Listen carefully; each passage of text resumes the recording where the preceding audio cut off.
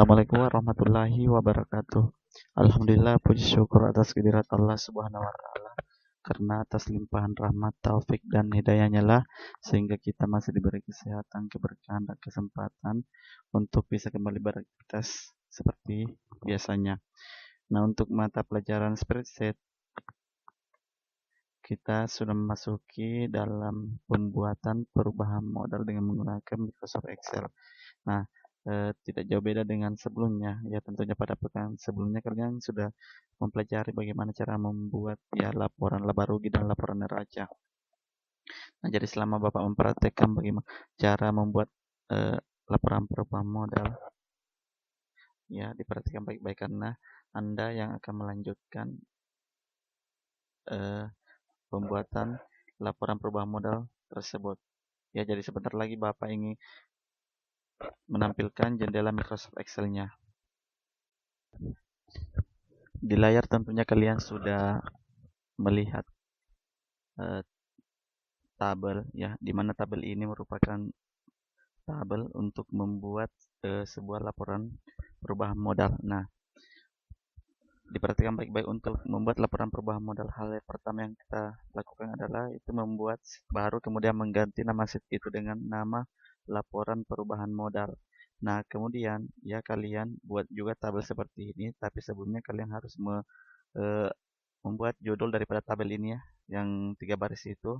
Kemudian menuliskan ya atau mengetikkan ini modal per 1 Desember 2020, laba free pay modal per 31 Desember 2020 ya. Jadi karena kita ingin mengetahui modal yang modal akhir yang diperoleh ya pada saat selesai terjadinya transaksi. Nah, modal per 1 Desember 2020 itu diambil dari neraca saldo, atau kali lebih gampangnya kalian lihat saja modal tuang gomlo di neraca lajur ya. Jadi di neraca lajur dan ketikkan di sini, kemudian laba free pay itu kamu ambil dari neraca lajur ya, di kolom neraca. Nah, di situ kalian lihat, kemudian kalian ketikkan di bagian ini dan ini, kemudian kalian ya kurangkan antara laba dengan free pay, karena free pay itu pengambilan pribadi pemilik perusahaan ya. Nah, kemudian hasilnya di sini. Selanjutnya hasil daripada laba dikurang free pay itu kemudian dijumlahkan dengan modal ya per 1 Desember 2020. Nah, di sini setelah kalian mendapat totalnya ini ya, hasil kurangnya ini di sini. Kemudian kalian jumlah ya modal awalnya di sini, kemudian modal akhirnya ini ya. Nah, itulah cara singkat untuk membuat, tapi ya sama dengan kalian membuat laporan neraca dengan laporan laba rugi. Nah, kita juga kita harus menyalin angka-angka itu dengan menggunakan ya paste spesial ya. Kemudian ketik values. Nah, itu cara yang digunakan.